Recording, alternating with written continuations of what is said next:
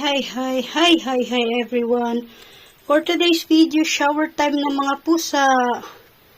Nauna na si Mika kanina. Hindi ko na videohan kasi hindi ko nakuha yung cellphone ko, hindi ko nadala. So ngayon si Sophie, our 9 years old baby. Doon ko siya papaliguan. Kaya tara, samahan niyo po ako. Ayan si Sophie, the water.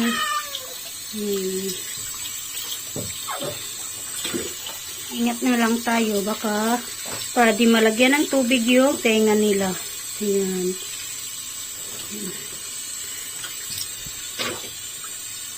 Sophie. Ayan, pinapatulo ko siya. Tapos ko nang shampoohan. Ayan. Tapos, after kong mapatuyo, ay mapatulo yung tubig, iano ko na lang siya ng towel.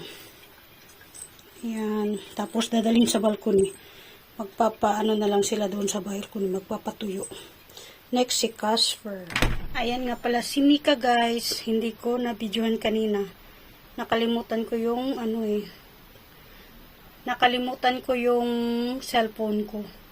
Nilalamig. Kawawa naman. Mika! Ayan. Mamaya, papahiran ko pa yan siya ng towel. Yung ngayon, si Casper na naman. Casper, wala kang ligtas ha. You're next. Ito si Sophie. Ayan na, tinakpan ko na siya ng towel.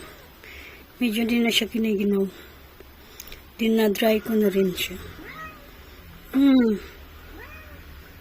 Aggressive lang talaga. Ito si Casper. He's next. Ayun na, malinis na yung tubig niya. Ready na yung tubig niya, I mean. Tsaka yung Ayan. Si Casper, may sabon.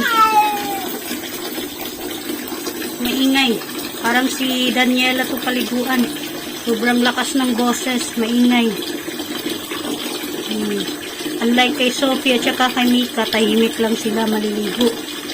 Ito, maingay. Parang si Daniela, nakahawig niya. Kaso namatay na yun. Ayan, si Casper. Tapos na si Casper, pinapatuyo ko na lang. Yun, tatanggal ko yung mga excess water.